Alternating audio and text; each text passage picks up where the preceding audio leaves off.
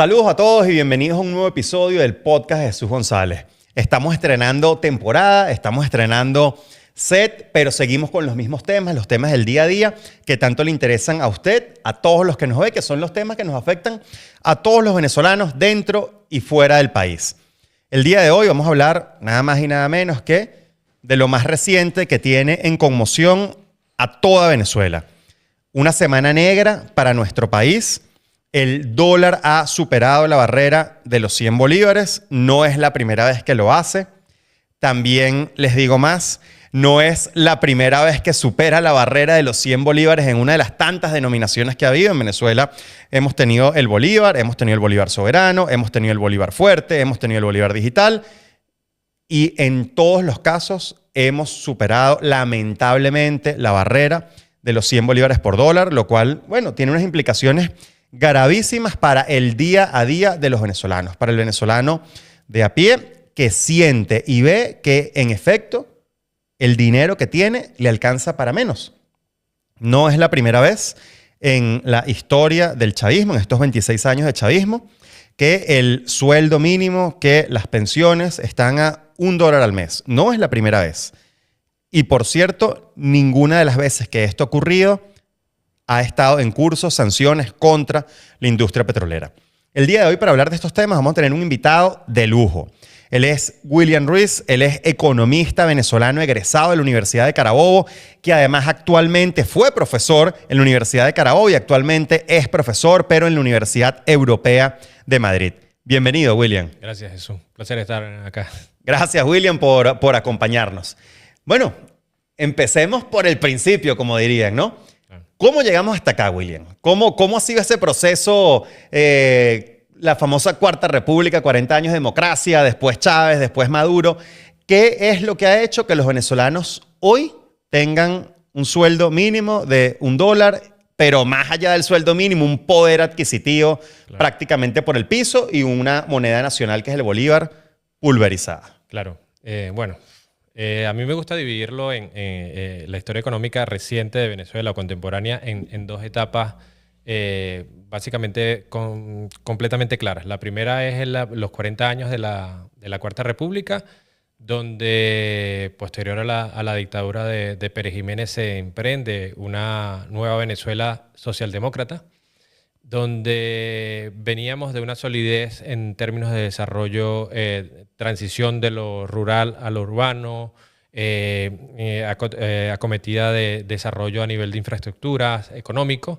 Y ese país, en esas condiciones económicas, que no quiero tocar temas democráticos, pasa a una nueva socialdemocracia en la cual en 40 años de bipartidismo se deteriora todo lo que teníamos como país en términos económicos de manera dilatada. Se cometieron una gran cantidad de errores de manera continua y reiterada en términos de política económica, y lo que pasaba o lo que sucedía es que el costo de ello simplemente era cambiar de partido político en el gobierno.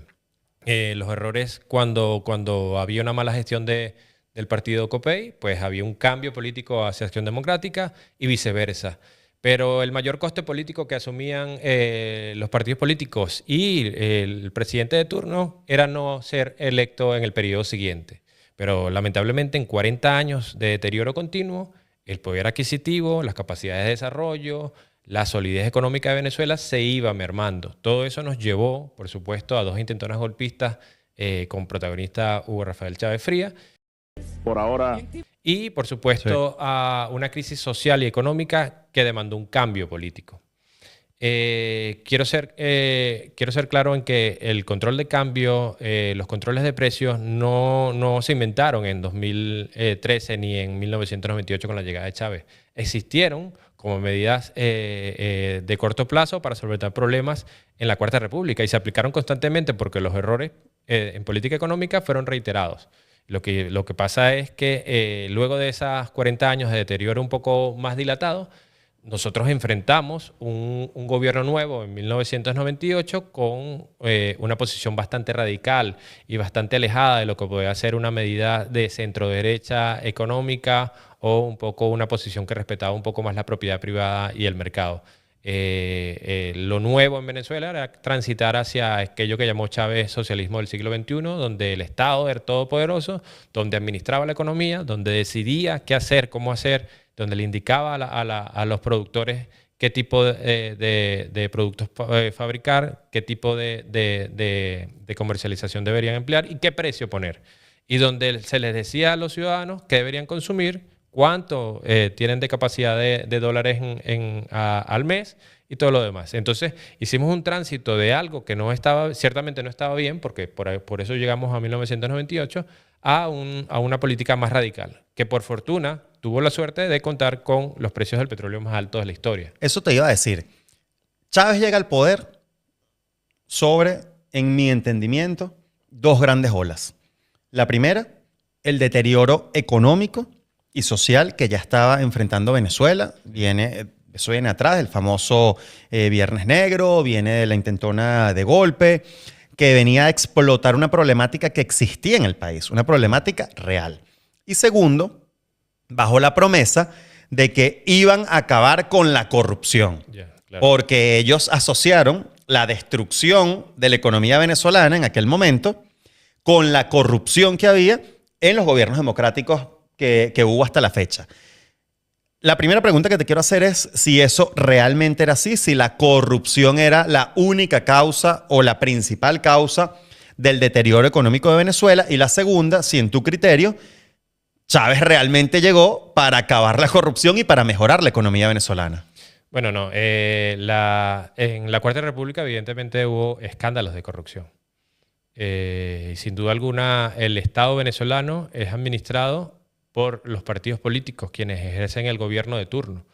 Y tanto por Partido de Acción Democrática, por COPEI, hubo escándalos de corrupción, pero sobre todo más allá de los escándalos de corrupción, que pueden parecer bastante minúsculos cuando los comparamos con los escándalos de corrupción de la Quinta República, yo creo que gran parte de los problemas que se derivaron en las consecuencias económicas y sociales vino de los errores que se cometieron de manera reiterada en la política económica, que nos llevaron al Viernes Negro, que nos llevaron a los deterioros de los activos del Banco Central, a asumir grandes niveles de deuda externa, a un conjunto de inestabilidad, crisis bancarias.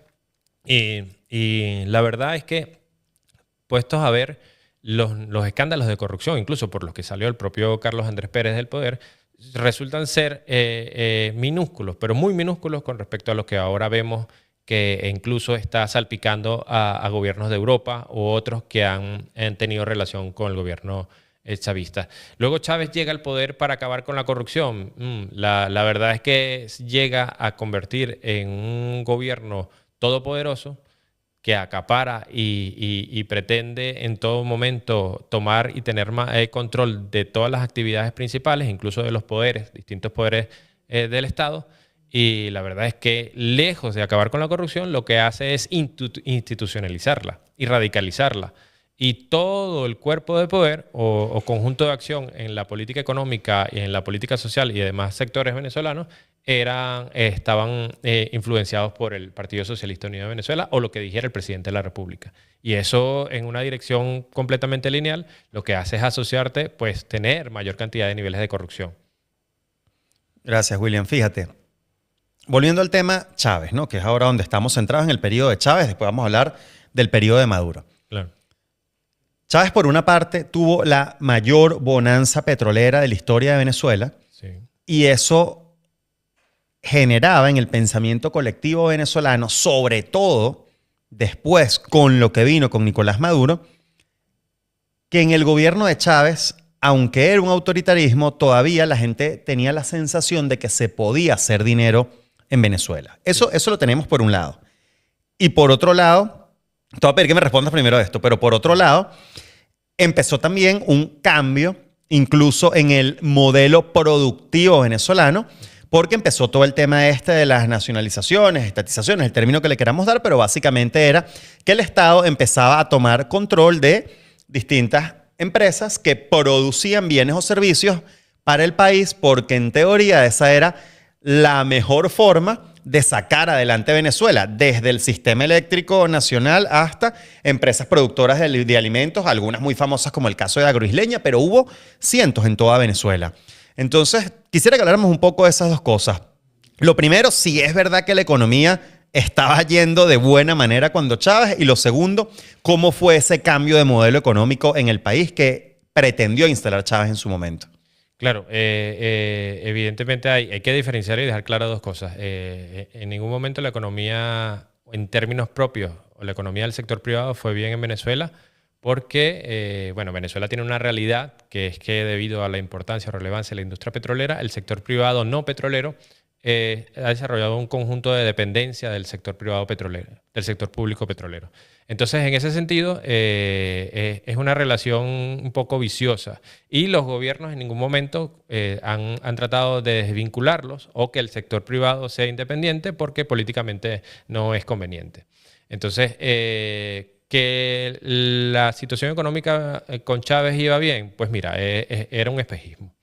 La realidad es que la principal fuente de ingresos por exportación de Venezuela es el sector petrolero y si tenemos una industria petrolera cuyos precios de barril de petróleo alcanzaban los $100 por barril, pues lo que vamos a tener un aluvión o una bonanza como nunca antes se había visto en la historia económica de Venezuela de ingresos. ¿Qué pasa con ello? Que el sector alterno o el sector no petrolero debería en una coherencia haberse dinamizado mejor. Porque, no sé si recuerdas a esa frase bastante acuñada de sembrar el petróleo. Sí. Lo del sembrar el petróleo es utilizar los recursos del sector petrolero para desarrollar el sector no petrolero de manera que cuando... porque el sector petrolero vive momentos cíclicos, Sí. precios altos y precios bajos. Pues en momentos de precios bajos, o lo que llaman las vacas flacas, pues tengamos un sector no petrolero robusto. La realidad es que conjunto de la combinación del modelo ideológico político del gobierno de Chávez, que es un modelo social comunista, donde el Estado debe administrar la economía y debe ser quien ordena qué producir, cómo producir y qué se debe consumir, el sector privado o la propiedad privada no tenía como mucha relevancia. Además, los consideraba enemigos. Y debido a que en un momento muy determinado tuvo la suerte de tener barriles del petróleo a $100 por barril, pues eso era un aluvión de ingresos. Un aluvión de ingresos que le permitía controlar políticamente el sector no petrolero. ¿Qué pasa? Que además, combinado con unas políticas de expropiación, de nacionalización, Exprópiese. de controles de precios, de controles de cambio, empieza un proceso de estrangulamiento de la economía venezolana, que no se podía ver en un momento determinado porque era como que si estuviéramos en una marea alta y todo lo que está por debajo de la marea no se puede ver. La marea alta eran los altos precios del petróleo, las fuentes de ingresos que sirvieron para financiar autopistas en Bolivia, hospitales en Cuba, para ejercer cualquier tipo de política internacional y también para, en cierta forma, reemplazar la producción nacional con importación subsidiada vía el control de cambio. Lo que pasó es que todos estos problemas que se estaban generando vía el ataque a la propiedad privada no se estaban siendo percibidos por la sociedad o por la economía en cierta forma, porque se podrían paliar con esos ingresos del petróleo. Todo ello evidentemente iba a cambiar o va a cambiar cuando caen los precios del petróleo. Cuando esto iba a pasar porque siempre ha sido así en la historia. Hay ciclos altos y ciclos bajos. Y en un momento determinado, cuando baja la marea, es que podemos nosotros ver la realidad de la economía venezolana. Una economía que ha sido golpeada con expropiaciones, con controles de todo tipo. Control de precio para los productores, control de cambio para los productores a nivel de materia prima y para los consumidores, pero a nivel de consumo es muy bajo con respecto a cómo se vio afectado el sector productivo nacional. Además, teníamos controles de distribución, las famosas guías ADA.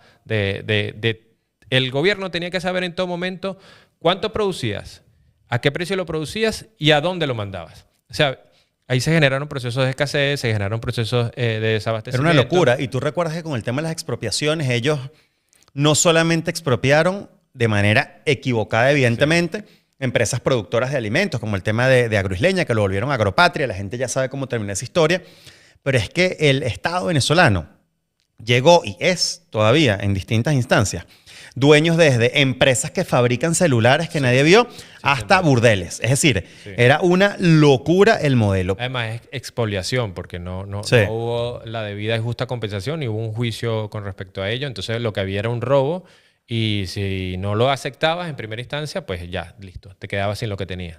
Totalmente. Mira, otra cosa. Con el tema de la producción petrolera, porque tú hablas de, bueno, cuando baja la marea, que es cuando caen los precios del petróleo, eso es lo único que afectó el ingreso de dinero vía petróleo a Venezuela. Antes de entrar en materia de cómo pasamos a ser una economía con tema de control de cambio, exportación, importación, el negocio que hubo detrás de eso, pero con el tema estrictamente petrolero.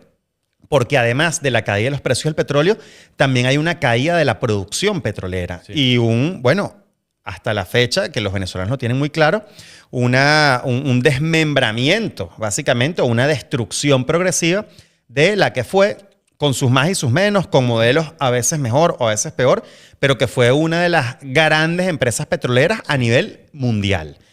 ¿Cómo pasó esa destrucción de la industria petrolera? ¿O por qué pasó la destrucción de la industria petrolera? A ver, dos cosas. Una es la combinación o el tránsito, que ya esto es, y voy a ser breve en esto, desde que Venezuela ejerció la nacionalización del petróleo.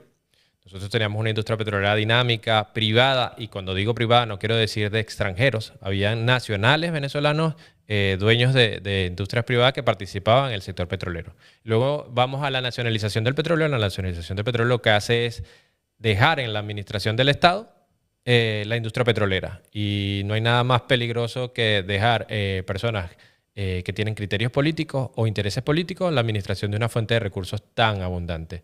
La realidad es que, como te he dicho antes, los estados no son personas. Los estados están dirigidos por personas y, en términos particulares, por políticos que ejercen el gobierno. Que en Venezuela, además, la diferenciación entre partido de gobierno y gobierno muchas veces no existe. Entonces, hay que aclarar que Venezuela, fruto de esta realidad del negocio petrolero, pues en cierta forma trató de dinamizar la producción petrolera para evitar problemas de dependencia cuando los precios del petróleo cayeran.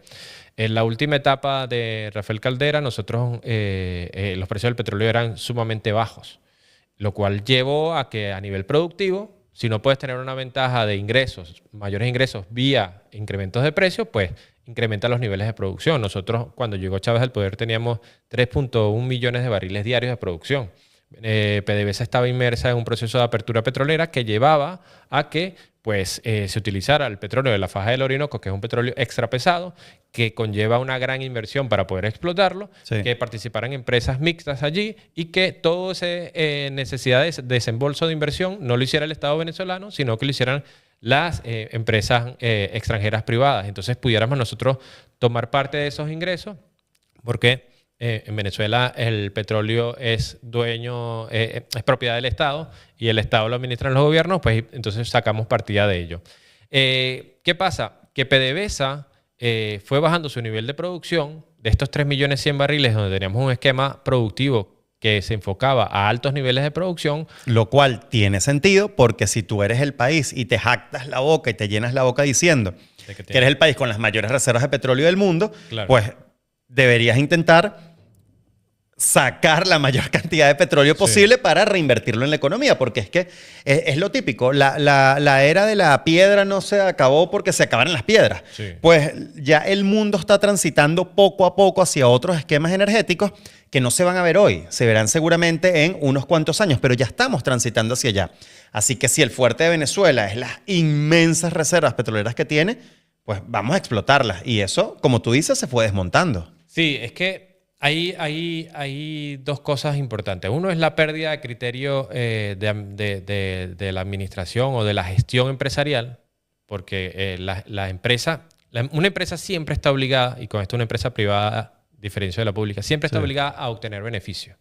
Y la manera de obtener beneficios es que tus ingresos superen a tus costes. Bueno, pero incluso en un mal modelo, William, es decir, en un modelo de PDVSA público, debería estar obligada a producir beneficios, porque si es el principal ingreso para todos los venezolanos, lo que pasa es que es lo que tú dices, cuando lo maneja el partido de turno. Y allí lo importante es que de pronto, sí es verdad que el Estado tenía participación en PDVSA y en la gestión, pero había cierta independencia o había cierta meritocracia en la administración de PDVSA.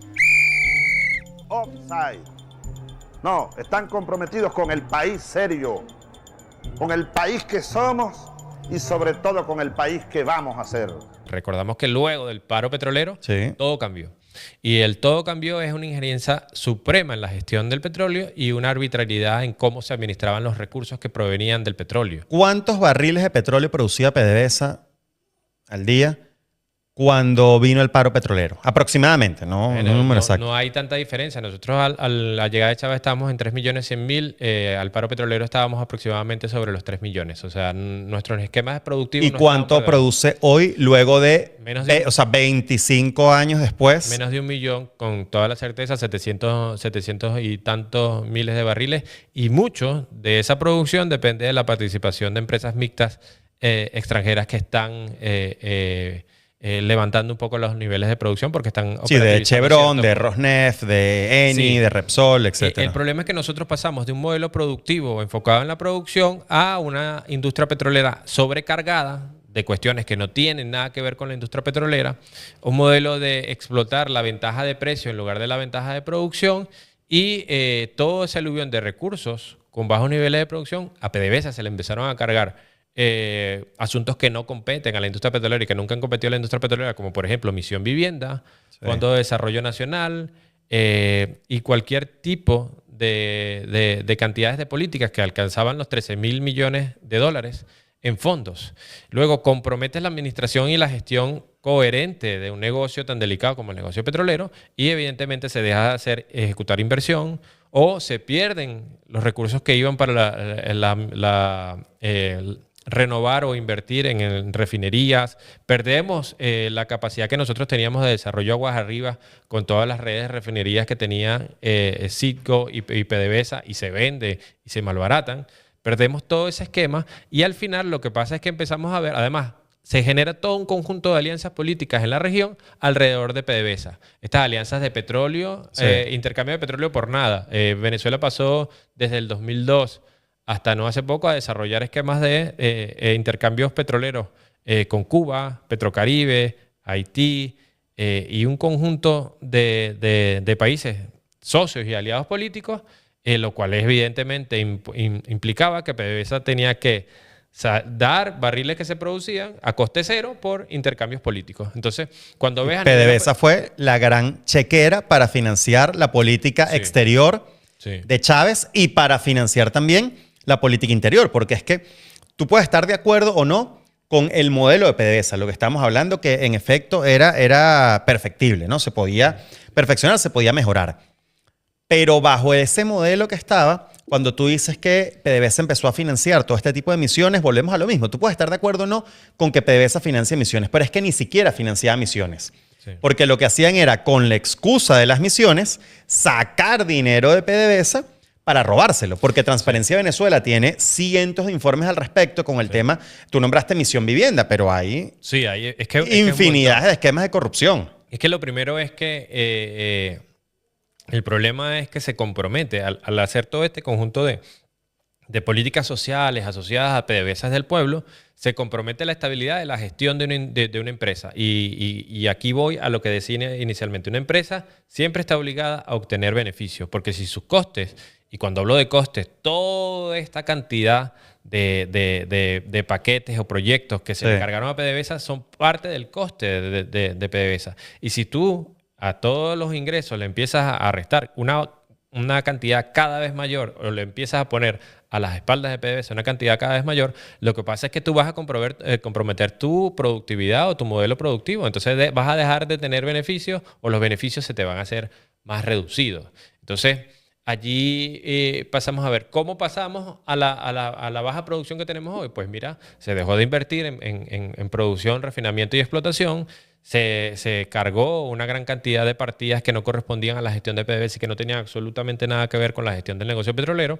Y pues todo lo que fue un comunismo de extracción de la riqueza del petróleo terminó no llegando a ninguna vía del sector petrolero, sino que lo que hizo fue extraer y explotar completamente los recursos para enriquecimiento propio del gobierno, porque no se tradujo o por las realidades del país podemos ver que toda esta inmensa bonanza de petróleo no se tradujo en desarrollo o Sí. una catapulta del sector productivo y económico venezolano, desarrollo de infraestructuras viales, portuarias y agrícolas, para nada hay un monumento que es el mayor monumento a la corrupción en Venezuela, que es el tren, las vías del tren estas que vienen desde Caracas, Sí, las de las que van por toda la autopista por la regional del centro, correcto. O sea, es el monumento más grande probablemente en el mundo a la corrupción, porque todavía están los pilares de un tren que no sirve, que se pagó casi 3 veces y que supuestamente iba a redinamizar la escala productiva venezolana, que iba a conectar y volvernos un país más desarrollado, insertarnos. Entonces, al final, la realidad es que todo este proceso ha sido un proceso extractivo, de robo, porque hay que decirlo completamente, cuando tú sacas la cuenta de los niveles de producción a 100 barriles a $100 por barril, te das cuenta que el flujo de ingresos que tuvo Venezuela es supremamente extraordinario. Tanto que dio para que estos tipos se robaran todo el dinero y aún así, pese a todo el robo y los escándalos de corrupción y cuentas en bancos suizos y herencias a la hija de Chávez de $20 millones cuando era un tipo que administraba únicamente el rancho. Y cuentas en las Islas Caimán, y mansiones en Miami, mansiones en Madrid, y 30 casas para las amantes cada uno. Sí. Bueno, Nelson Merentes con un $30 millones en una caja fuerte en su casa. O sea, cuando tú ves estos escándalos de corrupción, te das cuenta que el flujo de ingresos que recibió Venezuela en todo este tiempo debe haber sido tan elevado que aún así estos tipos se robaron todo ese dinero, tienen dinero en cuentas extranjeras y, en cierta forma, repartieron algunas migas entre la población a través del sistema de control de cambio para empresas de productivas nacionales y particulares. William, si en un solo caso de corrupción que ellos aceptaron, en uno solo que ellos aceptaron, fueron $23 mil millones. Sí, claro. Por lo que sacan a PDVSA Cripto, claro. Sí, por lo que sacan a Tereila y Sami, que dicen que, bueno, durante su gestión en PDVSA hay unas cuentas perdidas de alrededor de $5.000, $7.000 millones. Qué casualidad que todos los que han pasado durante el gobierno de Maduro por el tema del Ministerio de Energía, Petróleo o el nombre que le den de turno, todos están o presos o con órdenes de captura, y todos por corrupción, porque los bebés de pecho ninguno sabía lo que se estaba haciendo en ese ministerio en PDVSA. Sí, bueno, en toda empresa privada, los que están a cargo de la gestión de la empresa tienen algo que se llama responsabilidad solidaria. Esto es que si dentro de su gestión llegan a causar algún mal a un tercero o a los propios intereses de la empresa, pueden responder penalmente por ello. Pues en los estados debería ser lo mismo, en los gobiernos debería ser lo mismo. Tú sabes, y vuelvo y repito esto. Claro, ¿quién puso a esos ministros? La consecuencia última que puede pasar un gobernante, un presidente al final de un gobierno cuando hace las cosas mal, es que no lo reelijan. Pero ¿qué pasa con el deterioro de tu calidad de vida, el deterioro de tu poder adquisitivo, la capacidad de desarrollo, el empobrecimiento que has afrontado durante estos 5 años? Nada. Al final se acumula. Y las vidas perdidas. Porque en Venezuela ya llegamos a un punto en que la corrupción mata a venezolanos. Sí. El coste de la corrupción es la pobreza. Eso hay que dejarlo claro. Los países que son pobres, no lo son per se porque nacieron pobres. Mira, la pobreza es una condición natural del ser humano. Todos nacimos pobres. O sea, la pobreza es carencia de recursos. Claro. Es a través de nuestras capacidades, a través del trabajo, del estudio, del empleo, del ejercer nuestras capacidades y el mercado, es que nosotros acumulamos capital y podemos ir generando riqueza o mejorando nuestra calidad de vida. Cuando el país te da oportunidades para poder trabajar y mejorar tu condición de vida. Por supuesto.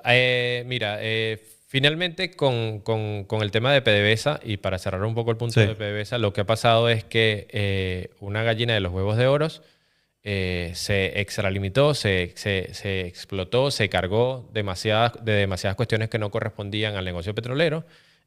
Hubo un desarrollo productivo, una administración completamente extractiva, y llegamos a la realidad hoy en que la industria petrolera venezolana es incapaz de explotar por capacidad propia los pozos petroleros, en los cuales lo único que se está obteniendo por vías de explotación petrolera es por la combinación con empresas extranjeras privadas. Incluso, bueno, es una realidad que nosotros, siendo un país con las reservas de petróleo más grandes del mundo, siendo un país que teníamos una red vasta de refinación y de tratado del petróleo, tenemos problemas de combustible, tenemos problemas energéticos por base a la base de petróleo, es decir, todas estas fuentes de energía eléctrica que provienen o que se están generadas por la base del petróleo, y tenemos una realidad, es que toda la fuente energética del país está caída, o sea, no tenemos una capacidad. Entonces, ¿Qué mayor consecuencia? Evidentemente no es una consecuencia de la iguana.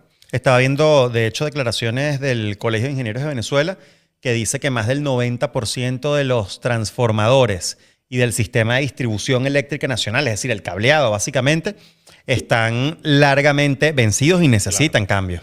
Claro, es Ya que no mantenimiento, necesitan ser cambiados. el gran problema de la infraestructura energética de nuestro país es que esta gente dio por sentado de que la inversión ya estaba hecha y como no tienen ningún tipo de criterio o interés en la gestión o administración eficiente de los recursos, lo que hicieron fue desinvertir. Evidentemente, en algún momento la industria eléctrica nacional y la industria energética petrolera tendría presupuestado inversiones, pero quién sabe dónde fue parar todos esos recursos para lo que era mantenimiento, inversión de la red eléctrica o de la red de distribución y refinación de petróleo. O sea, A los bolsillos de ellos. evidentemente. Y han habido casos muy famosos, como el caso de Derwick, ¿te acuerdas? De los Sí. bolichicos, es decir, Sí. eso ha ido saliendo. Sí, ha habido un cúmulo de corrupción asociada al negocio petrolero que es inmenso, desde la gestión de los taladros, desde las compras de plantas eléctricas. ¿Te acuerdas cuando empezábamos con los problemas energéticos? Que yo me acuerdo en aquel momento estaba trabajando en Cavidea y desde el Ministerio de Energía se nos decía o se le indicaba al sector agroalimentario nacional que debido al picos de consumo que se generaba por las olas de calor en junio, iba a tener que el sector agroalimentario o alimentario, de la industria alimentaria, empezar a autogenerar la energía que iban a consumir. Entonces se les indicaba de que probablemente tendrían que empezar a usar plantas eléctricas. De esa indicación preventiva, pasamos al negocio de las plantas eléctricas, las importaciones de plantas eléctricas, las subestaciones de plantas eléctricas que iban a montar Esta el gente gobierno. le ha montado un negocio Sí. a todo. Sí. Pero William, antes de pasar al tema Maduro, ¿no? Ya hablamos de Cuarta República, ya hablamos de Chávez. Antes de pasar al tema Maduro, me gustaría que conversáramos un poco sobre el tema control de cambio Claro. y sobre los negocios alrededor de esto y la corrupción alrededor de esto. Como muchos de los que nos están viendo recordarán los temas asociados a Cadivi, a Recadi, a los miles de millones de dólares que se perdieron del país en empresas de maletín. ¿Cómo se gestó este negocio? ¿Cómo Venezuela pasó de ser, en efecto, una economía de importación, como tú bien dices, es decir, una economía petrolera y que el resto de los bienes los importaba, a una economía con una empresa petrolera en destrucción y en paralelo las importaciones también se volvieron un gran negocio para personas cercanas al PSUV, que lo que hicieron fue volverse de oro, en muchos casos, a costa del hambre de los venezolanos? Claro. Porque no solo importaban plantas eléctricas, también se hicieron negocios milmillonarios a costa de la importación de alimentos podridos, por ejemplo. Fedeval, sí. Sí, bueno, no es la primera vez que nosotros afrontábamos un control cambiario. Los controles cambiarios y controles de precios son elementos muy quirúrgicos que se deben utilizar para un momento determinado de la economía, evitar una salida excesiva de los capitales. Pero luego debe recobrarse cuando se estabilice la economía, inmediatamente que se ejerzan las políticas, el libre juego de la oferta y la demanda en el sector cambiario. Porque sostenerlo por un tiempo extraordinario, pues empieza a generar vicios y distorsiones en la economía como las que ya nosotros hemos aprendido en Venezuela. El control cambiario de 2003 pues viene por...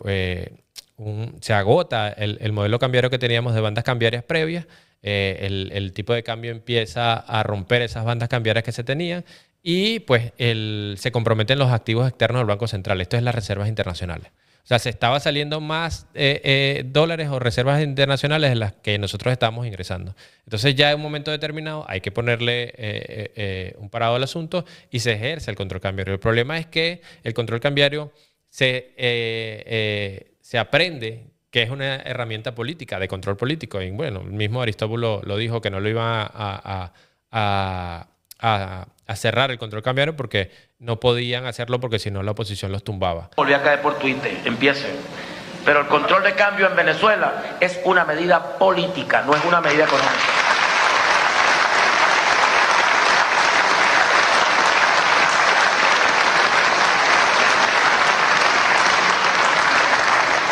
Quitamos el control de cambio, nos tumban.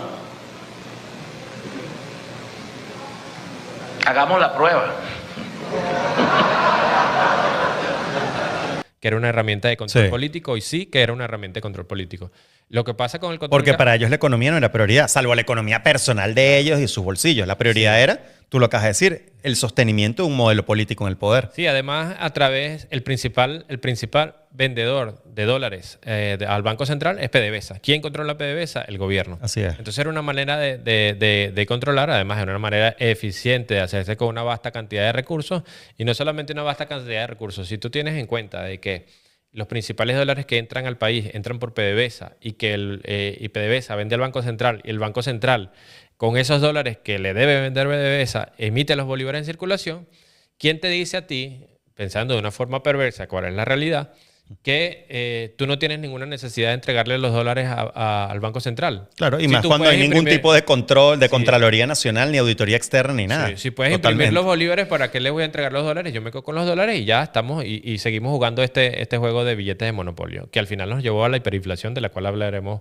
un poco más adelante. La realidad es que el control de cambio, sumado al control de precios, empezó a estrangular la capacidad productiva, además de, bueno, del conjunto de realidades como las expropiaciones o los ataques o los excesivos controles que se ejercieron sobre la industria. Y quizás a veces se puede ver un poco más que los escándalos de corrupción o de desvío de fondos venían por los particulares que viajaban y todo esto, pero la realidad es que es una parte muy minúscula de todos los escándalos de desvío de fondos. Los de grandes desvíos de fondos venían por las autorizaciones y liquidaciones de divisas a empresas de maletín, a empresas que ni siquiera tenían sede física, a empresas que luego en el mercado paralelo, porque dadas las restricciones y dada la incapacidad del mercado oficial de abastecer la demanda del mercado venezolano, pues en algún punto aquellos que querían dólares tenían que conseguirlo. Pero ¿quiénes eran los que proveían los dólares al mercado paralelo? Sí, PDVSA es la que vende o genera el 90% de los dólares en el país. ¿De dónde vienen esos fondos? Entonces, cuando te das cuenta, hay un gran linkeo entre lo que es los dólares que llegaban al mercado paralelo y el origen en PDVSA. Al final era el mismo gobierno quien abastecía el mercado paralelo. Al final era la misma gente que hacía parte de estas empresas de maletín que luego les liquidaban los dólares y luego hacían transacciones internacionales. Y como al final no había ninguna especie de control entre los dólares que se liquidaban y los productos que llegaban a puerto venezolano, fácilmente podía meter una factura de unos productos para una liquidación de dólares para la compra de unos productos y productos Claro. que nunca llegaban al mercado venezolano. Y los dólares terminaban en las cuentas. Claro. de Y si, estas empresas. y si ellos podían comprar esos dólares a 10 veces por debajo de su precio de mercado, Extremadamente subsidiado. era mucho más rentable para ellos la economía paralela, Sí. meter facturas falsas, como tú dices, y revender los dólares en el mercado negro que ellos mismos controlaban, Sí. que de verdad importar productos prioritarios Sí, para los venezolanos. Extremadamente, el tipo de cambio se mantuvo durante muchísimo tiempo extremadamente subsidiado, es decir, completamente sobrevalorado. O sea, el bolívar se le otorgaba un poder de compra que no tenía, que no era real, y basta con ver la brecha entre el tipo de cambio oficial y el tipo de cambio paralelo. Y aparte, era tan real de que, bueno, el escándalo de Pudreval o de Pedeval, que estos tipos compraban alimentos vencidos, caducados, no tenían ningún tipo de intención o necesidad de sacarlo del puerto, lo dejaban allí, porque ya el principal negocio que ellos procuraban a través de ellos era hacerse con los dólares. Ellos no tenían ningún tipo de intención de ser empresarios, de llegar Totalmente. y colocar el Bueno, producto en el nosotros lo mercado. hemos conversado off the record, ¿no? Si tu producto o digamos tu empresa no se sostiene por la calidad de tu producto, sino porque tan cercano eres al que está mandando, tú no eres un empresario. Por supuesto. Es que no eran... Está muy mal llamarlos empresarios porque estos tipos simple y llanamente eran unos freeriders, sacaban partidas de sus conexiones con el gobierno Sí. y no les interesaba para nada llevar su producto a un mercado. Lo único que querían hacerse con los dólares porque los estaban adquiriendo de una forma bastante fácil, porque lo estaban adquiriendo además completamente subsidiado, lo pagaban en bolívares y mantenían ahí un ciclo. Huele a azufre y no es la mortadela galáctica caminando por el hospital militar. Huele a podrido y no es la casa de Robert Serra 2 días después de aquella cuestión. Huele a mierda y no es el escondite de Dios Diablo Cabello durante el paro petrolero. Usted percibe es el hedor de cientos de miles de toneladas de alimentos importados por la mortadela galáctica que pretendían ser entregadas a su familia, mi familia, tu familia, para consumo diario hasta que alguien les revisó la fecha de vencimiento y prendió una flatulencia. Bienvenidos a una nueva entrega de Expedientes del Chavismo en pastillas de memoria. Hoy traemos fresco, no como los alimentos que da el régimen. Y el caso de Pudreval, William, que tú dices, es demasiado ejemplificante. O sea, digamos, es el ejemplo perfecto de la corrupción de estos tipos y del negocio cambiario. Porque lo que tú dices, primero compraban los dólares prácticamente regalados a como estaba el mercado real en la calle. Luego compraban alimentos con sobreprecio. Pero después que los compraban con sobreprecio, además los compraban ya vencidos para sacarles más ganancia todavía. Tenían un chanchullo con quien los ponía en Venezuela. Después tenían un chanchullo en los puertos también, porque se cobraban ellos mismos en los puertos la estadía por día tal. Y después tenían un chanchullo en la distribución. Es decir, el negocio redondo. Sí, los que distribuían, ¿no? Como para mantener la apariencia. Pero muchos contenedores lo dejaron perder allí porque es que no tenían ningún tipo de... Yo creo que les salía más costoso dentro de su idea de negocio distribuir y llevar los productos a puerto porque ya no tenía ningún tipo de sentido porque tenían que pagar por ello. Pues ya ellos habían adquirido los... Claro, es que su idea de negocio no era vender un paquete de harina. Su idea de negocio era robarse el dinero que estaba destinado para comprar paquetes de harina. Y en ese mismo tiempo, nuestras reservas internacionales, o sea, los activos del Banco Central de Venezuela se consumieron porque con el sostenimiento del control cambiario durante todo este periodo, desde el 2003 hasta el 2018, que eliminaron el ilícito cambiario, empezó a pasar de que en momentos determinados había una aparente abundancia. Hubo un proceso de sustitución de la producción nacional por producción extranjera subsidiada, porque además, mientras al aparato productivo nacional se le estrangulaba con controles de precios, con controles de cambio, con no darle divisas preferenciales para importar materia prima, era muy fácil que tú fueras a un tercer país, adquirieras con divisas preferenciales en un producto y lo colocaras en el mercado. Entonces, al final, agregabas valor, por decir, agregar valor a una tercera economía en lugar a tu sector productivo nacional. Pero evidentemente todo esto, en la medida que se mantiene en el tiempo, pues empiezan a aparecer escándalos como los escándalos de... Bueno, el propio Giordani reconoce que hay una gran cantidad de millones, de millardos de dólares, que no se sabe a dónde fue a parar. Sí. O sea, que fueron adjudicados a empresas de maletín, pero que no se sabe, no tienen alguna realidad de dónde fue a parar. Entonces, imagínate el descaro de tú poder decir que a tanto nivel llegaste que hay una cantidad de dinero que tú no sabes dónde fue a parar. Y no es que estamos hablando de $100, estamos hablando miles de millones de dólares. Miles de millones de dólares. Y como efectivamente el coste de la corrupción, y lo repito, es la pobreza, pues no tardaría mucho tiempo en que nosotros empezáramos a ver unos grandes episodios de escasez, desabastecimiento, incapacidad del sector productivo nacional para poder asumir la compra y gestión de materia prima por su cuenta, porque si tú no puedes acceder a dólares subsidiados para comprar materia prima, efectivamente tienes que buscar de tu capacidad productiva, de los ingresos que generas para comprarlo en el extranjero. Y esa papa caliente le cayó a Maduro. Incluso. Que es a lo que yo quería entrar en materia contigo, porque con Maduro empezó el proceso hiperinflacionario en algunos años, empezó el proceso de escasez duro, empezaron todo el proceso ya de fallas eléctricas, no pequeñas fallas eléctricas, sino de racionamiento, de grandes apagones. ¿Cómo ha sido este proceso de Maduro que agarró después de la muerte de Chávez la herencia de ese modelo económico que el chavismo instaló en Venezuela?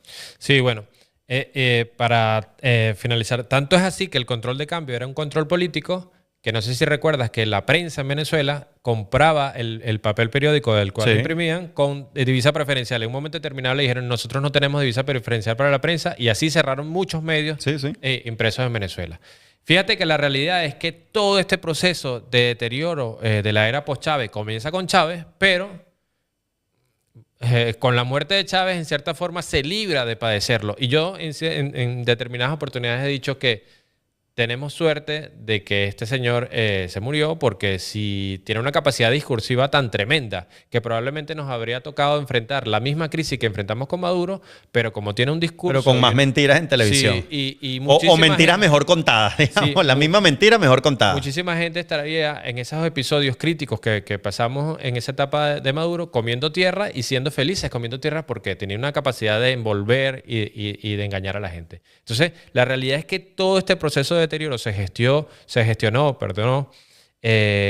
en una etapa un poco más lenta, pero se sembró en la etapa de Chávez, y luego cuando por ahí de repente... ¿Tú dirías que esa fue la verdadera siembra de Chávez, la crisis económica que padecemos actualmente en Venezuela? Por supuesto, o sea, las olas de expropiaciones, el Estado comunista venezolano comienza con Chávez. O sea, el control de cambio, la radicalización y la toma de control de PDVSA, la radicalización y la toma de control de sectores estratégicos, la cantidad de expropiaciones, todas las violaciones que se han realizado a la propiedad privada se desarrollaron con Chávez. La única diferencia es que nosotros no lo pudimos percibir en su momento de una manera tan directa porque contábamos con unos precios del petróleo extraordinarios. Entonces, los problemas de la producción nacional los solventabas trayendo y haciendo alianzas o triangulaciones con países que te producían automóviles cuando la industria petrolera, la industria de automóviles venezolana cerraba.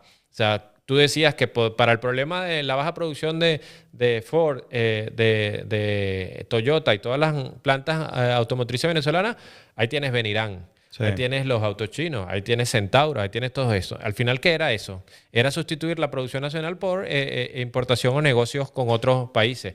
¿Qué te decías? Bueno, no, el sector agrícola venezolano está mal. Bueno, vamos a importar las vacas de Brasil. Sí. ¿Te acuerdas que incluso hubo un momento de un barco que venía con un cargamento de vacas que se claro. hundió completamente? Sí, pero sí, eso sí. era carne brasileña. No, granos, ¿de dónde vamos a traer los granos? Bueno, vamos a traer los granos de Nicaragua. Entonces es una realidad que a través de divisas subsidiadas tú estabas estrangulando el sector productivo nacional, mientras el sector productivo nacional lo tenías allí expropiado, controlado a nivel de precios, de divisas, para adquirir materia prima y de distribución. Entonces no se pudo ver eso o no podíamos percibirlo. Bueno, un conjunto de gente sí que lo advertíamos, pero la gran mayoría de la población chavista que votaba no lo percibía porque decía que tenía el mercal. Ah, no, yo no puedo comprar ahora en los mercados normales, pero compro en el mercal y tengo...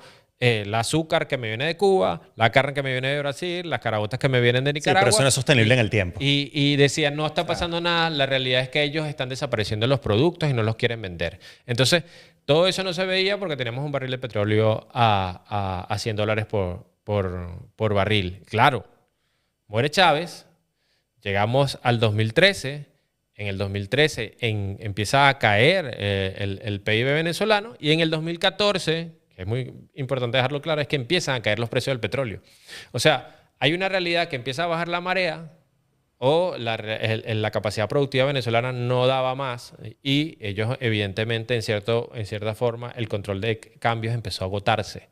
Porque evidentemente cuando se te empieza a acabar lo que tienes que administrar, no tienes nada que administrar. O cuando te empiezas a comer lo que tienes que administrar, no tienes nada Sí. que repartir. Entonces...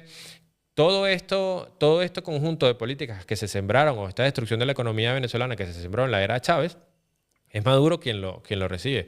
Evidentemente, Maduro tiene una completa incompetencia para la administración de cualquier cosa, porque se lo digo, en cualquier tipo de cosa que lo pongan a administrar, tiene una completa incompetencia.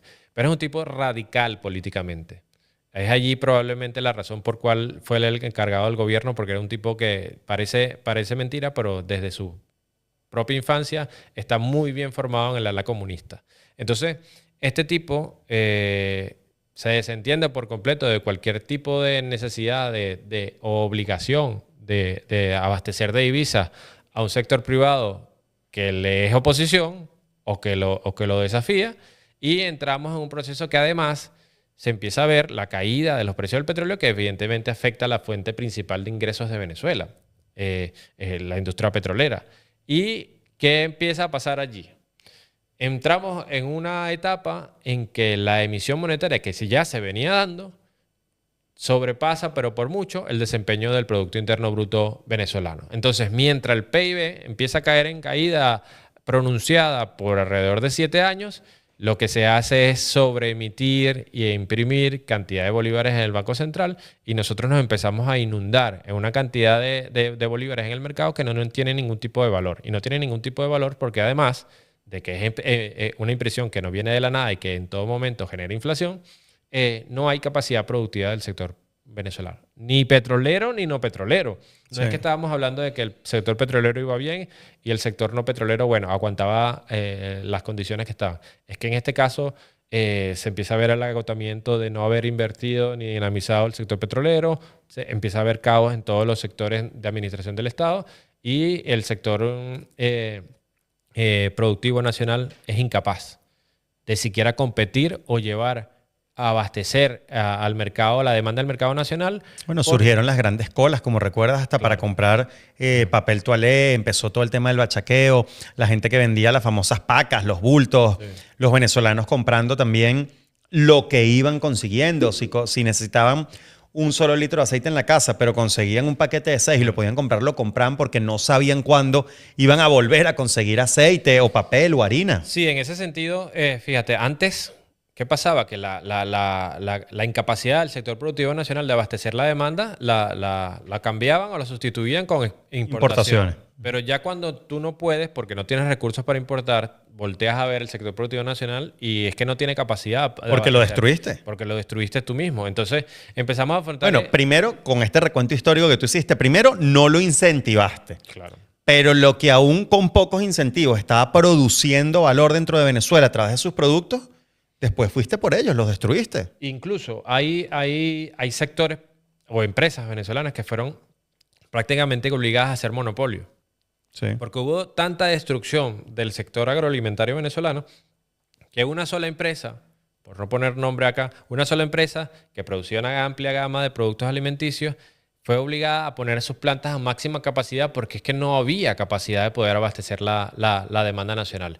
Entonces, en esa situación llegamos a un punto en que incluso es un poco absurdo porque desde las instituciones oficiales se empezó a negar la realidad, se dejó de publicar información de los informes que regularmente publicaba el INE o el Banco Central de Venezuela sobre desempeño de la economía, sobre data de inflación o sobre la emisión monetaria, los balances monetarios del Banco Central.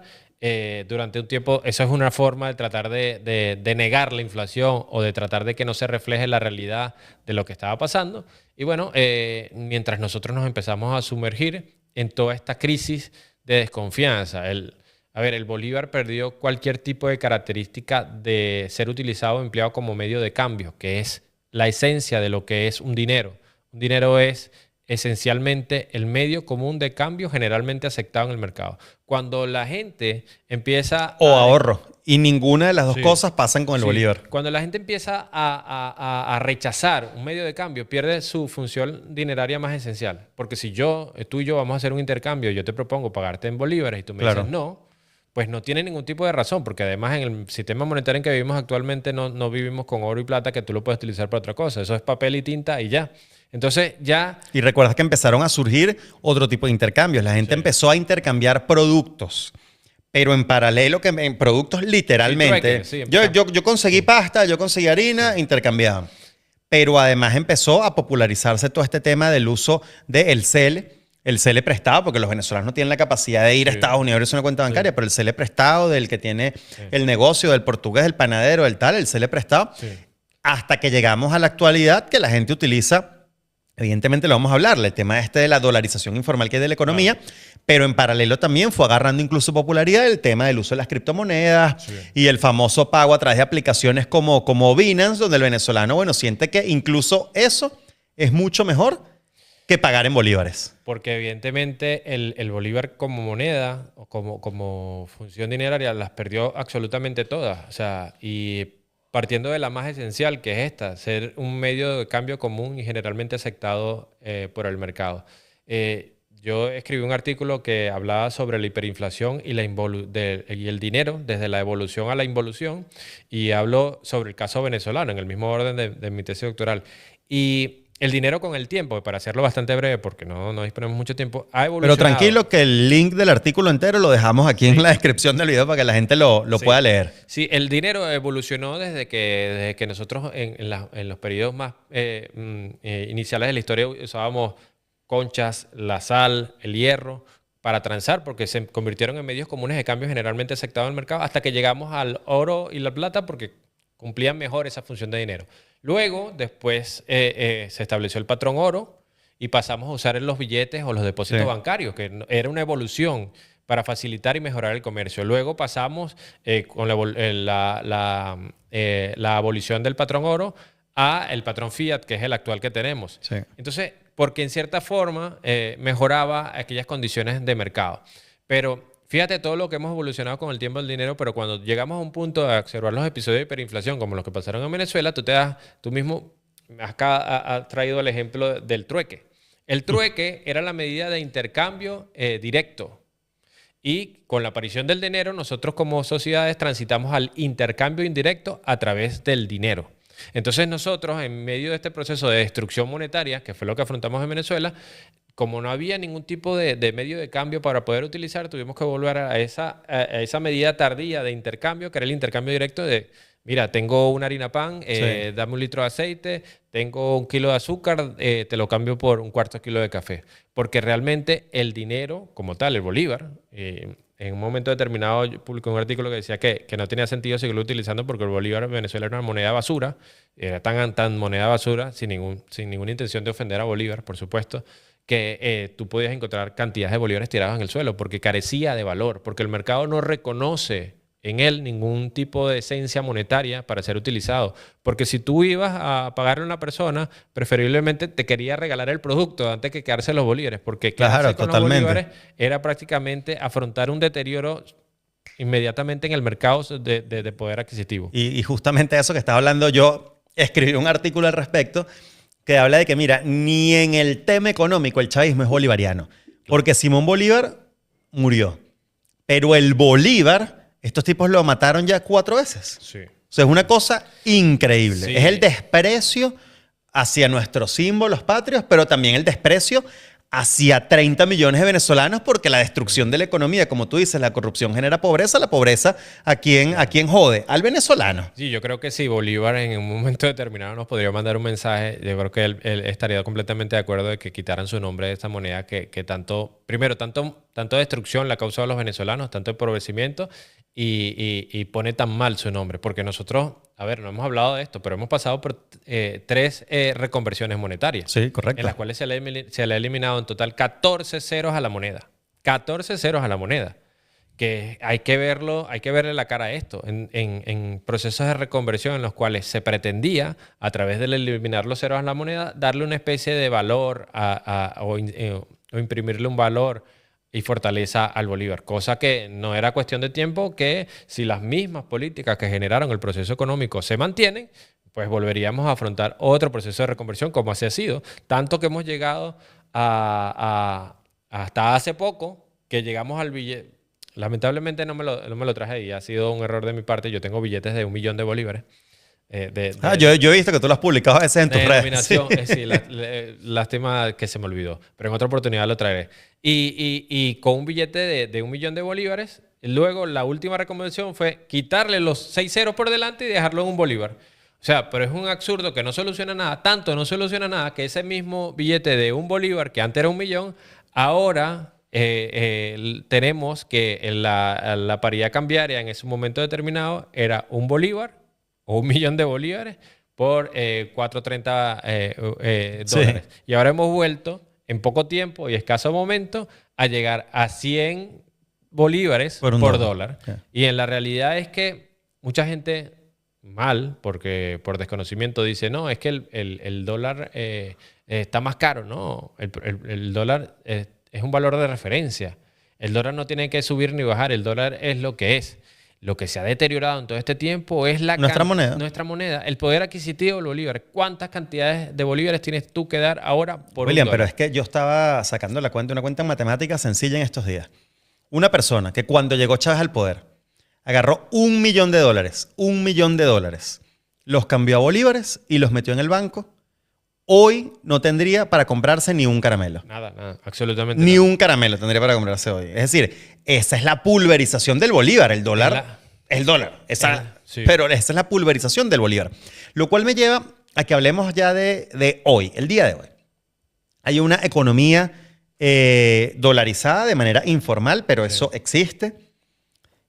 Pero a esto se le ha agregado este problema que acabamos de vivir las últimas semanas, que bueno, como empezamos este episodio hablando de una semana negra nuevamente para la economía venezolana y para los venezolanos, que el dólar rompe la barrera de los 100 bolívares, lo superó, volvió otra vez ahora a los 100 bolívares el paralelo, y tenemos en esta economía dolarizada de manera informal el dólar BCB, el dólar paralelo y un tercer dólar, que es el dólar promedio, ¿no? Sí. Que la gente lo empezó a utilizar también, oye, como quien dice, para que ni tú pierdas tanto ni yo pierda tanto, Sí, ¿no? no. Cuando hacen intercambios. El regateo. Que El es normal en regateo. mercado. Y ahora los venezolanos no están, y lo hemos visto estos últimos días, se está frenando el comercio en dólares en la calle momentáneamente porque a la gente le da terror salir de los dólares y tener bolívares encima. Entonces, en este esquema en el que estamos, donde además hay una diferencia de más de, si lo tomas con referencia al BCB, el 50% del valor del BCB con el paralelo, prácticamente una diferencia tan grande entre un tipo de cambio que es el que dicta el régimen y el tipo de cambio real de la calle. ¿Cómo llegamos a esto y cómo esto tiene repercusión en el día a día de los venezolanos?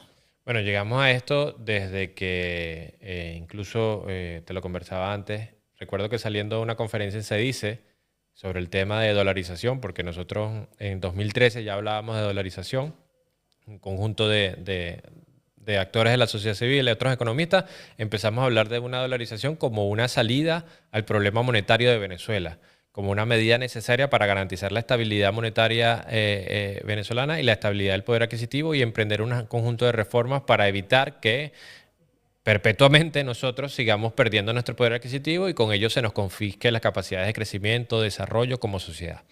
Y me recuerdo que en esa misma conferencia, al salir, dando una rueda de prensa, le digo que estábamos a las puertas de un proceso hiperinflacionario, a lo cual muchos colegas nos tacharon de loco, pero la realidad es que el tiempo se encargó de ratificarlo. ¿Por qué? Porque entrábamos en un proceso de recesión, de caída pronunciada de nuestro Producto Interior Bruto y, por el contrario, la capacidad de impresión monetaria del Banco Central era completamente desproporcionada. Esto es una relación muy clara. Si tu economía es incapaz de si tu aparato productivo es incapaz de producir y por el contrario está cayendo en picada y tú, lejos de preocuparte de recuperar la economía, lo que hace es insertar una inmensa cantidad de bolívares en la economía, llegará un momento determinado que esta gran tsunami de bolívares inunde el mercado y la capacidad productiva no puedas encontrar la relación entre la cantidad de bolívares que hay en la economía y los bienes y servicios que hay en la economía. Entonces, esto no es nuevo. Esto pasó en 1919 y por eso 1923 en Alemania. suben los precios. Sí, y la realidad, diariamente. Y la realidad, Jesús, es que no es que los precios suben porque el productor o el comerciante o el vendedor le dio por subir los precios. La realidad es que el precio de los bienes es una relación del poder adquisitivo de la moneda. Y el poder adquisitivo de los bienes es la cantidad de monedas que tú puedes obtener por ellos Por en el el bien, intercambio. claro. Entonces, esa relación, es decir, el poder adquisitivo de una moneda se mide en la cantidad de bienes y servicios que yo puedo comprar con ella y el poder adquisitivo de unos bienes que yo probablemente como productor o vendedor llevo al mercado es el precio al cual yo lo puedo tener o puedo vender, perdón. Y sería la cantidad de monedas Bolívares que yo que puedes recogerse. Entonces, la realidad es que la hiperinflación o la inflación en estos casos se vende muy malamente por colegas economistas como el crecimiento acelerado de los niveles de precio. Y eso es, el crecimiento acelerado de los niveles de precio en hiperinflación, un crecimiento muy acelerado, es solamente la consecuencia de una causa primordial que ha sido crear mayor cantidad de dinero sin ningún tipo de respaldo por encima de las capacidades productivas de tu economía. Entonces, eso no es los precios no suben porque sí, los precios suben porque tú has generado una gran cantidad de dinero de la nada, mientras que tu capacidad productiva no ha crecido al mismo ritmo o por el contrario, en nuestro caso, como el venezolano, cayó en picada. Entonces, cuando tú haces esa relación entre la cantidad de dinero que existe en la economía y la cantidad de bienes y servicios, te das cuenta que necesitas ahora una mayor cantidad de dinero para comprar probablemente la misma cantidad de bienes que antes o menos. Que es lo que hablamos de poder adquisitivo. ¿Y qué Tú es el terminas, poder tú estás adquisitivo? ingresando aproximadamente lo mismo, Sí. pero esa misma cantidad de dinero, numéricamente hablando, que estás ingresando, puedes adquirir menos bienes y servicios que antes. Sí. Que efectivamente es el poder adquisitivo del dinero. ¿Y qué ha pasado en las hiperinflaciones y qué pasó en Venezuela? Que la gente se empezó a ser consciente de que cada vez más podía comprar menos cosas con la misma cantidad de dinero o menos. De que tú tenías que llevar una caja de billetes para hacer una transacción bancaria cuando antes utilizabas tarjetas de débito o de crédito. Que empezó a ser más complicado y complejo el negocio bancario donde tener una tarjeta de crédito tenía ningún tipo de sentido porque las cifras de las transacciones eran completamente extraordinarias. Entonces, Y por eso han surgido emprendimientos como por ejemplo lo de Cachea, Sí. que vino a paliar, no solucionar, pero paliar esto que tú acabas de decir, que es la problemática del acceso a crédito en Venezuela. claro, porque es que en cierta forma el negocio bancario o la intermediación bancaria viene de tomar dinero prestado de unos ahorristas, de una Sí. persona que tiene dinero en demasía y que quiere ahorrarlo y obtener un rendimiento a cambio, que es el interés que le pagan por dejar el dinero ahorrado en el banco, y tomar ese dinero, hacer la intermediación y prestarlo a aquel que no tiene dinero, pero que está dispuesto a pagar un interés por Más tomarlo. alto de lo que le pagan al... Entonces esa Claro. diferencia entre lo que yo le tengo que pagar de interés a aquel que me deja el dinero ahorrado y lo que le cobra al otro es la intermediación bancaria, es el negocio de toda la vida del banco. Sí. Yo le pago a este señor porque me deja el dinero prestado 1.5 y al otro que le presto el dinero Le cobro se 7, le cobro 8. 7 y esa diferencia es mi diferencial y ahí es donde está el negocio. Pero si no hay ahorrista en Venezuela, Claro, si nadie ahorra en bolívares, es que no tiene sentido en Venezuela en un proceso hiperinflacionario, un proceso inflacionario crónico, ahorrar en bolívares porque el dejar el dinero en el banco ya al día siguiente pierde completamente el valor. No puedes comprar nada con ello. Entonces no tienes fuente para poder ejercer el negocio bancario. Y por otro lado, ¿qué tasa de interés le tienes tú que cobrar a una persona para darle un crédito para que te puedas mantener y que puedas tener en cuenta el retorno de ese capital, la seguridad de que esa persona te vaya a cumplir con el pago de la deuda y que probablemente pasado ese tiempo tú no vayas a tener una pérdida por inflación en lugar de tener una ganancia por el interés de haber tomado? totalmente. O sea, todo eso vuelve bastante complejo y dificulta el negocio bancario. Entonces, nosotros lo que hemos transitado en todo este proceso, desde que empezó a desarrollarse el proceso hiperinflacionario, desde que hablábamos de la dolarización, bueno, yo me vine de Venezuela en el 2016. Todavía no había explotado como tal la crisis hiperinflacionaria, pero estaba allí. La gente que pasaba, que empezó a rechazar el bolívar. El bolívar empezó, los billetes que además perdían valor facial porque a medio de las reconversiones que sucedieron unas detrás de otras, unos nuevos billetes que incluso ya estaban encargados, pagados y que se insertaron en la economía venezolana, luego con la reconversión y Yo recuerdo quite eso. de los ceros, Quedaron descontinuados. descontinuados, no servían para nada y tú lo habías tirado en las calles, que daban una súper mala imagen. Pero esto ha pasado en Zimbabue, esto ha pasado en Alemania, esto es un síntoma más de que estábamos inmersos en un proceso hiperinflacionario. Entonces, fíjate, toda esta crisis, en medio de todos estos 7 años, el Producto Interno Bruto sigue cayendo. Nosotros seguimos con una inmensa cantidad de bolívares en la economía por encima de las realidades de la productividad. El control cambiario se hace cada vez más restrictivo. No hay ese flujo de divisas que antes había en la era de Chávez. Y la realidad es que todo el proceso de escasez, todo el proceso de abastecimiento, todo el proceso de acceder a bienes, se vuelve en la realidad que fue noticia en todo el mundo, que los anaqueles vacíos, los venezolanos no tienen para comprar Sí. papel higiénico, 1 litro de aceite es prohibitivo, el uso de la mantequilla es prohibitivo, un montón de cosas. ¿Qué pasa? Que cuando se acaba lo que tienes que controlar, no tiene ningún tipo de sentido que mantengas un control cambiario. Nosotros llegamos al 2018 con la eliminación de la ley del ilícito cambiario.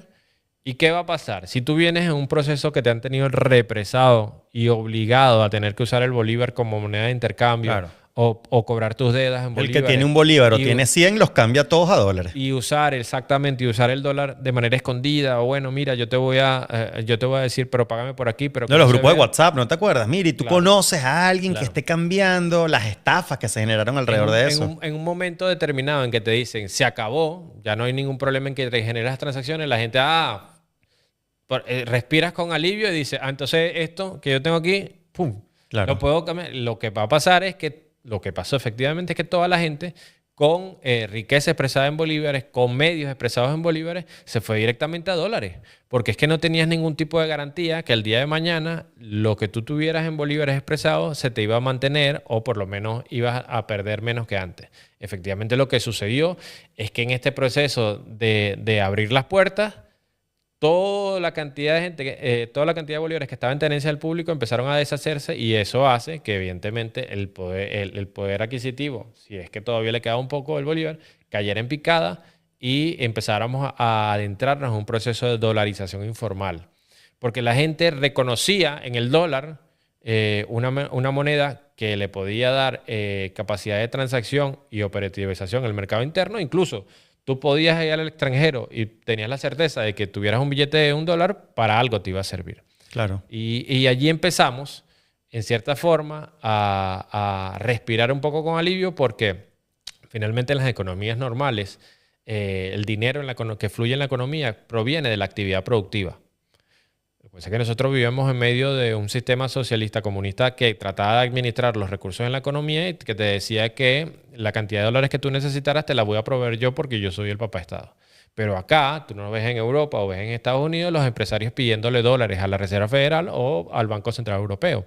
La realidad es que los recursos que fluyen en la economía, la liquidez monetaria que fluye en la economía, son una respuesta de las transacciones que se llevan a cabo en la economía, de la producción que llega al mercado y que se intercambia por dinero en el mercado y que, bueno, sirve para pagar a tu mano de obra y la mano de obra tendrá ahora dinero para pagar la renta y para ir al mercado y para ir al mercado de bienes y servicios y comprar y pagar bienes y servicios. Sirve para pagarle a los accionistas y empresarios de las empresas y tendrán ellos dividendos para invertir, para llevar dinero a su familia. Sirve para pagar los impuestos y distribuir la renta. O sea, al final es la actividad productiva lo que mueve la economía. Entonces, cuando empieza a haber ese flujo de esos recursos, se empieza a dinamizar la economía venezolana en cierta forma.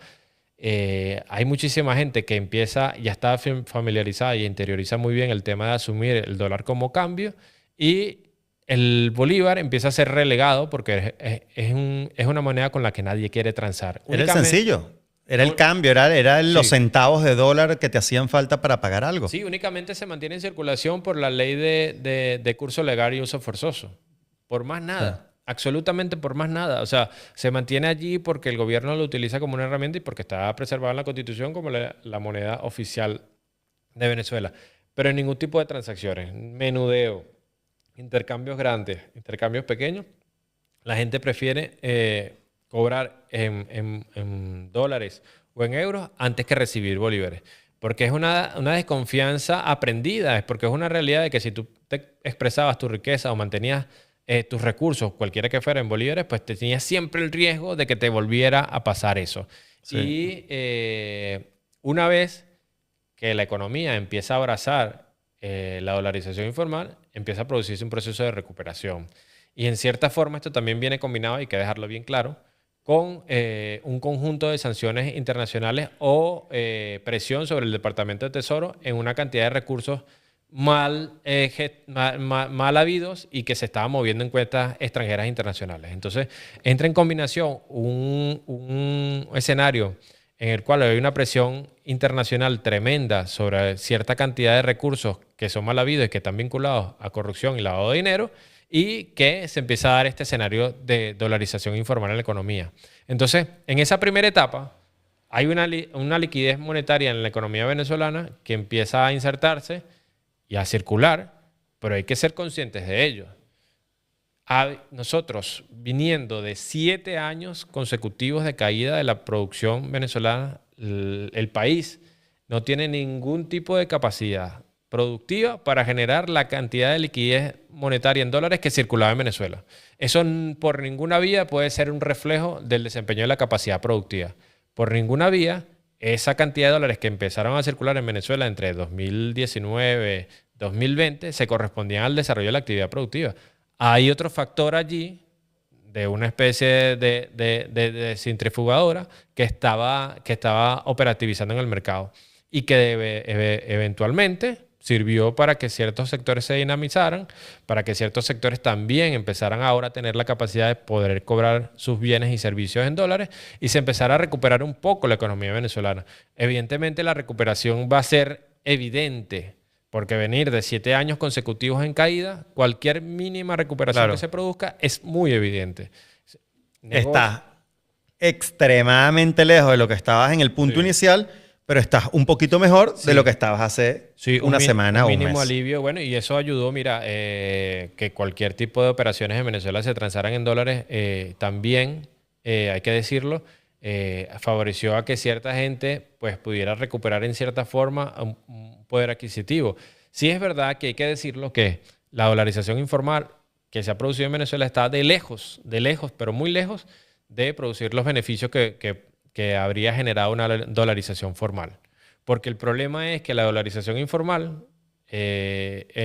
sí genera algunos beneficios para algunos sectores, pero acentúa las distorsiones que ya se producían. Y las diferencias en la población también, Sí, por el acceso. Por supuesto, y a eso me refiero con las distorsiones. No hay una recuperación general del salario mínimo para todos los venezolanos. Hay algunos sectores que sí, evidentemente ahora están en mejores condiciones que cuando no había la dolarización informal, pero no hay ese proceso de recuperación y de estabilización que se debía haber generado a través de una dolarización formal.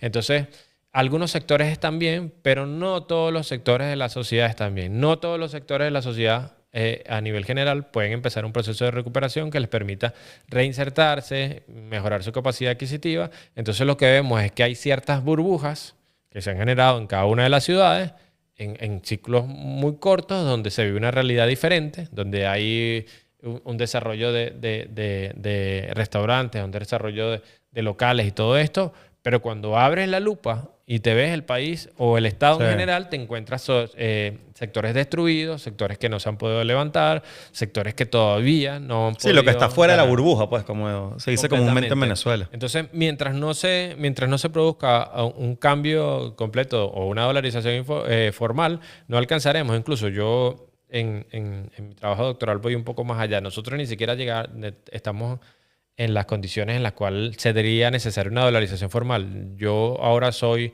más partidario de lo que se llama una competencia monetaria. Y una competencia monetaria es que nosotros agarramos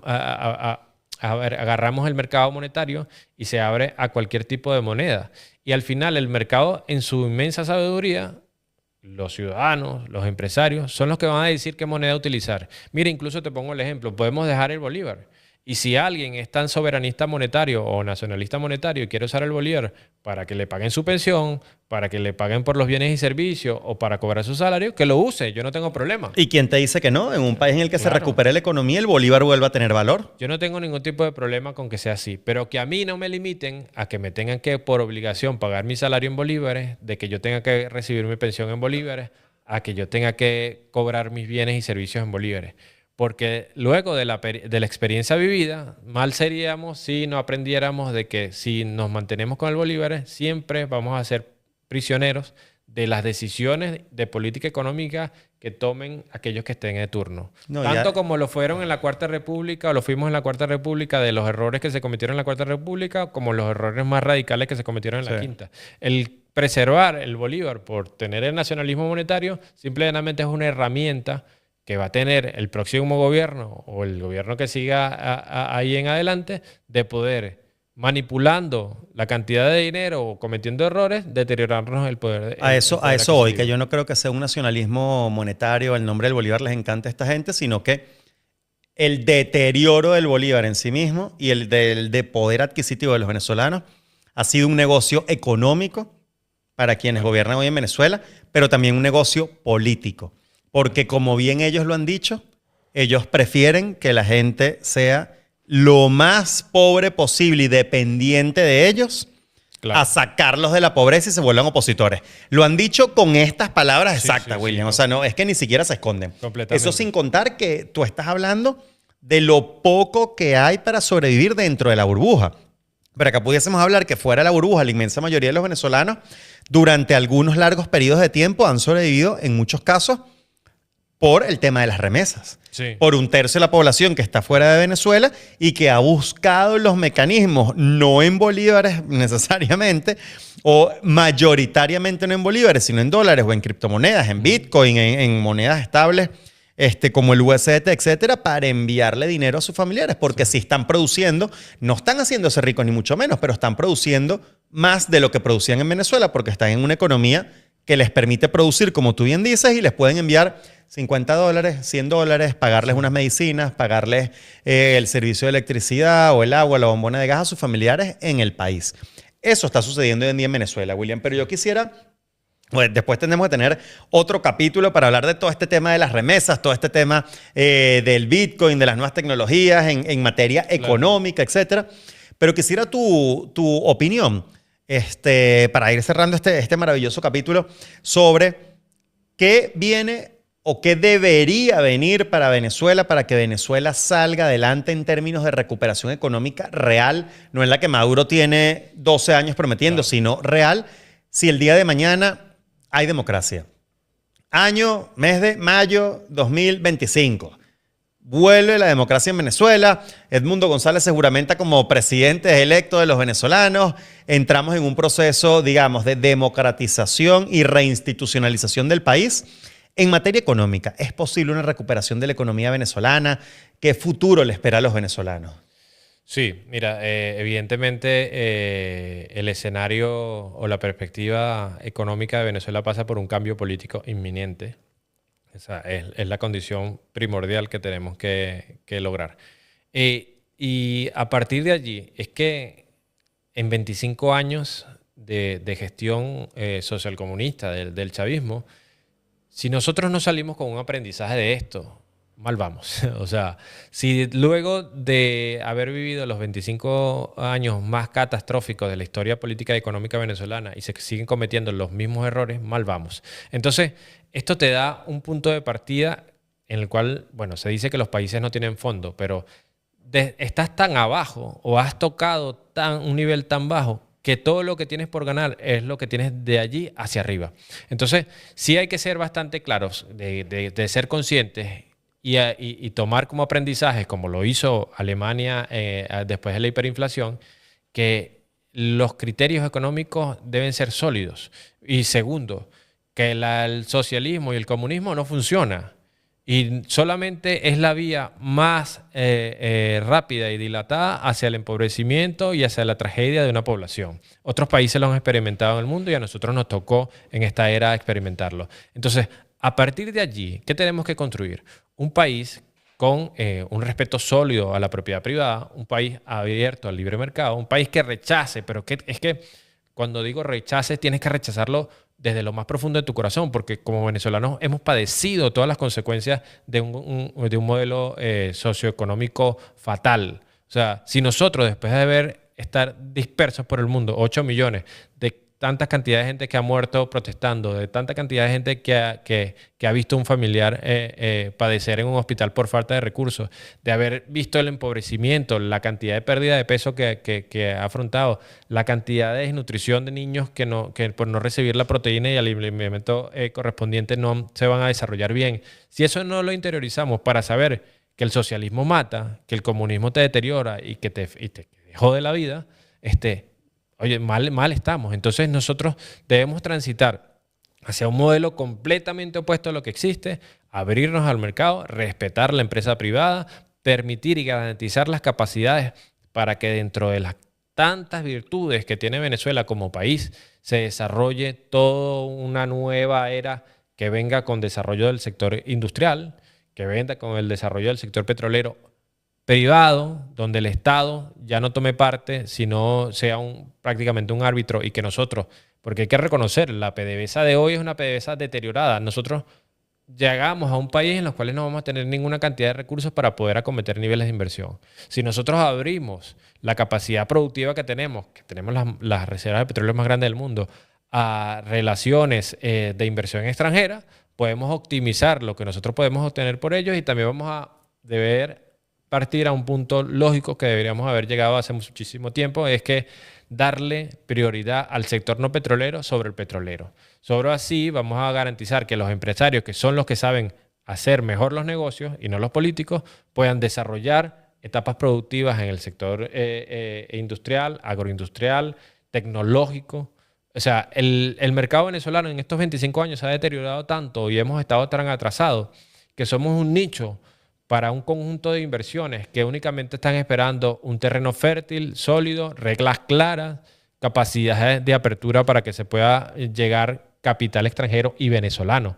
porque estamos hablando de 8 millones de venezolanos afuera, pero ¿cuántos Sí. venezolanos no han tenido su emprendimiento, no han desarrollado o han aprendido gracias a sus experiencias en la empresa privada y estarían dispuestos a volver a Venezuela con un rol distinto? Con un rol Que pueden de tener productor? capital igual que un extranjero, pero con el agregado que Claro. conocen el país y les duele el país. Por supuesto. Mira, yo por ponerte un ejemplo, yo en mi casa en San Felipe hay una mata de aguacates y yo amo los aguacates y pasé toda la vida así, en lugar de ser las películas que los niñitos llevaban manzanas a la escuela para regalárselas a la profesora, yo llevaba aguacates.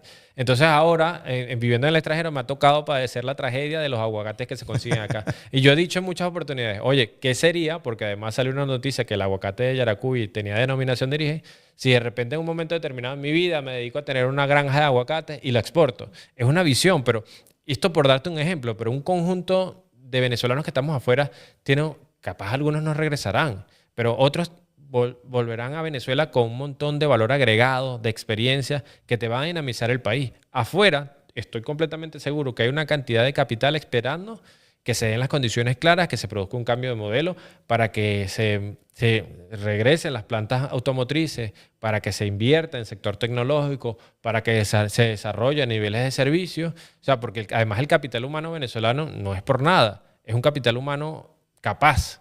O sea, todavía, a pesar de las circunstancias en las universidades públicas de Venezuela y todas las condiciones, se siguen graduando profesionales capaces, que han nadado con tiburones y que cuando llegan al sector laboral extranjero tienen unas capacidades extraordinarias que la gente se sorprende.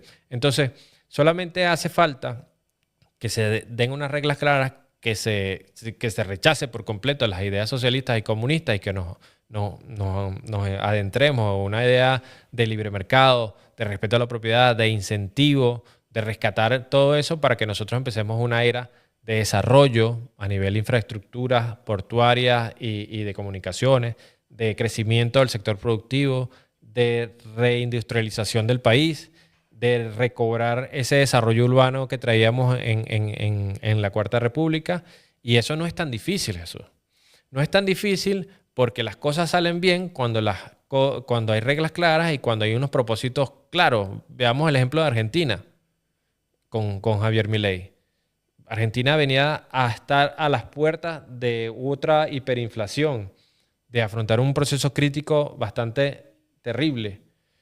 Llega Milei al poder, establece el conjunto de políticas económicas centradas en reducir el gasto de algo tan sin sentido, que había gente que tenía 5 años sin ir a su puesto de trabajo en el Congreso, que cobraban y no iban a trabajar, que era una plantilla de trabajadores que cobraban de la administración pública y nada. O sea, si tú cuando tienes las cosas bastante bien claras en economía, estableces tus necesidades, estableces las políticas que debes emprender, pues las cosas salen bien.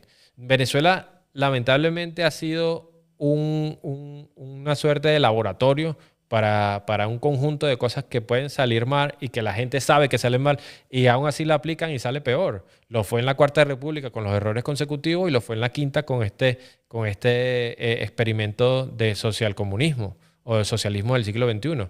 Entonces, nosotros, si algo deberíamos estar claro, es que la única forma de devolver la independencia de los venezolanos o la capacidad que tiene un venezolano con sus propios medios salir adelante, es que tenga una moneda sólida, que el esfuerzo de su trabajo, el sudor y el esfuerzo de su trabajo se va recompensado a través de su salario y que él pueda con ello comprar los bienes que quiera, ahorrar lo que quiera ahorrar y usar para ocio lo que quiera usar, y que nuestros pensionistas, por Dios, no se vean en la tragedia de hoy, que es que no reciben una pensión que no les vale para nada, que lo que le trajeron de sus salarios hace muchísimo tiempo era, en términos reales, muchísimo más de lo que están recibiendo hoy como una pensión, y que la gente pueda tener una vejez digna, que la gente pueda tener unos servicios públicos dignos, y que el venezolano por fin nos entremos en un nuevo siglo, porque tenemos 25 años a la cola y el atraso, donde lamentablemente lo poco que todavía subsiste en el país es porque las infraestructuras han sobrevivido a estas tragedias. Yo estoy seguro que así va a ser, porque además estoy convencido que nosotros vamos a salir de esta etapa oscura de nuestra historia. La dictadura en Venezuela no es negocio para nadie, no es negocio para los venezolanos, dentro y fuera de Venezuela, pero tampoco es negocio para el resto de países del mundo, como tú bien dices. Estoy seguro que Venezuela va a avanzar hacia la libertad y hacia un Estado de Derecho que le dé las garantías a esos capitales nacionales y extranjeros para ser invertidos en Venezuela y para generar prosperidad, para generar progreso y para generar una Venezuela con la que todos soñamos, que es que tú puedas vivir producto de tu esfuerzo, de tu talento y que tengas oportunidades de surgir. Cada quien en su rama, claro, cada quien en su área, cada quien en su profesión o en su oficio, pero que no se le corte el futuro a los venezolanos solamente por haber nacido en Venezuela. Y para finalizar, en este primer episodio de esta nueva temporada del podcast, a nuestros invitados, en este caso a William, le vamos a invitar a que lance a un personaje de estos 26 años de atarazo, como él mismo ha dicho, que lo lance por la bajadita para que caiga en la jaula y pague por los crímenes y el daño que le ha hecho a Venezuela y a los venezolanos. Entonces te voy a entregar este carro para que tú elijas un personaje de la infame historia del chavismo que tú sientes que tiene que pasar por la bajadita y pagar por los crímenes que le ha hecho al pueblo venezolano. Bueno, por toda la tragedia económica y social que nos ha hecho padecer, yo elijo a Jorge Giordani. Y con esto ya tenemos al primer culpable enjaulado que pasa por la bajadita. Así que para más contenido como este, para más episodios de esta nueva temporada donde estaremos abordando todos los temas de actualidad que afectan a los venezolanos en el día a día, estaremos combatiendo la censura, estaremos combatiendo las mentiras del régimen de Nicolás Maduro y todos sus allegados. Los invito a suscribirse, a darle like y a compartir este contenido con quien ustedes crean que pueda interesarles. Así que sin más, los dejo. Chao, chao.